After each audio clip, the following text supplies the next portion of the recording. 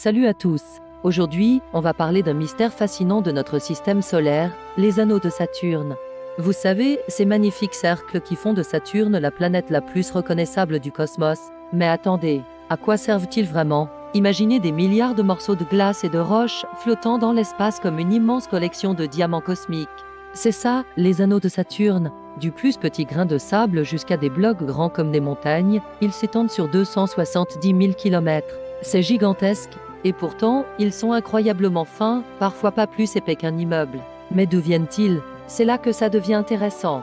Les scientifiques pensent qu'ils sont les restes d'une ancienne lune ou d'une comète, déchiquetée par la force gravitationnelle de Saturne. Et contrairement à ce qu'on pourrait croire, ils sont plutôt jeunes, environ 100 millions d'années. Dans l'univers, c'est pratiquement hier. Alors, ces anneaux, ils servent à quelque chose?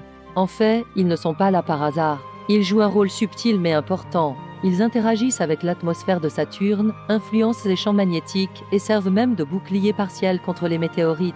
C'est comme un immense laboratoire naturel qui nous aide à comprendre comment se forment les planètes et leurs lunes. Mais voici le plus surprenant, ces magnifiques anneaux ne sont pas éternels. Petit à petit, la gravité de Saturne les attire vers elle. Dans quelques centaines de millions d'années, ils auront complètement disparu. C'est comme un spectacle cosmique éphémère, un rappel que même dans l'espace, rien ne dure éternellement. Cette histoire des anneaux de Saturne nous montre que l'univers est en constante évolution. Même les plus beaux phénomènes célestes finissent par se transformer. Si vous avez aimé cette exploration spatiale, n'oubliez pas de liker et de vous abonner pour plus de découvertes fascinantes sur notre univers. On se retrouve bientôt pour de nouvelles aventures cosmiques.